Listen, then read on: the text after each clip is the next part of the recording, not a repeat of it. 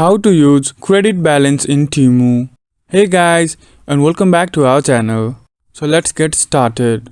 To use your credit balance in the Temu app, follow these steps.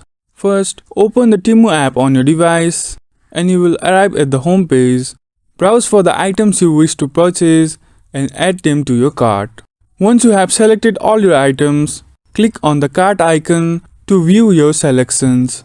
On the cart page, click on Checkout. Here you can choose your payment method and enter your shipping address. You may also apply any coupon codes at this stage. Look for the credit section on this page. Click on it. Now enter the amount of credit you want to use and click Apply to use your credit balance. After selecting the credit amount, click on Submit Order to complete your purchase. So that's it. This is how you can use credit balance in Temu. If you found this guide helpful, don't forget to like, comment, share this video and also subscribe to our channel. And do hit that bell icon to stay updated to our latest contents. Thank you for watching and I'll see you in the next video.